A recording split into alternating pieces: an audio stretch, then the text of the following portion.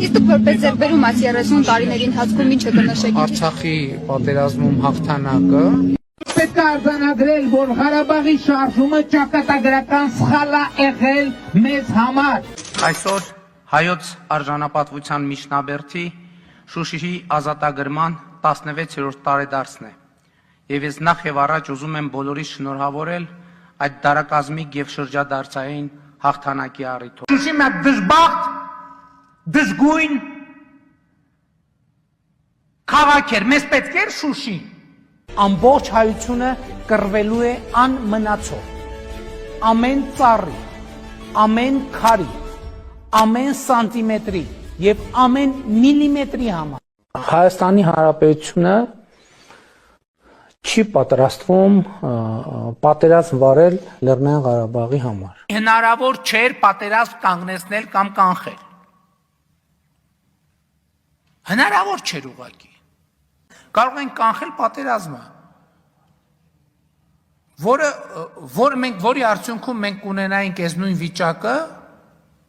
իհարկե առանց զոհերի։ Ու մենք կհաղթենք, ու մենք անպայմանորեն կհաղթենք, ու չկասկածեք։ Եվ ես հպարտ եմ, այո, մենք պարտվել ենք, եւ այս պարտության պատասխանատվությունը մերն է։ Այդ սարից էլին, որտեղ տարվա կեսը ձուն է։ Ինչից է պետք։ Ասում են հող ենք կորցրել։ Այդ հողը ինչով է մեր եղել։ Ինչով մեկ բացատրեք, ինչով այնտեղ դպրոց են կառուցել, մանկապարտեզ են կառուցել, գործարան են կառուցել, ապրել ենք այնտեղ։ Բնակավայր ինչով է մեր եղել։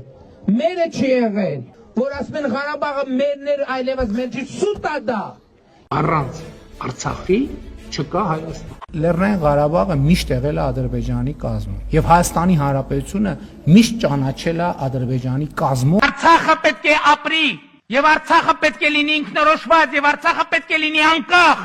ինքնուրույն, հզոր եւ հպարտ, ինչպես այսօր է, ինչպես եղել է։ Այո, ես ճանաչել եմ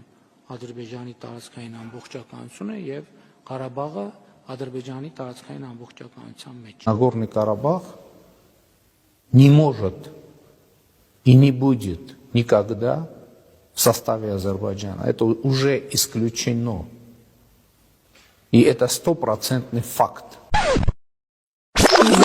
Առաջին ղեկավարն եմ, ով ճանաչել է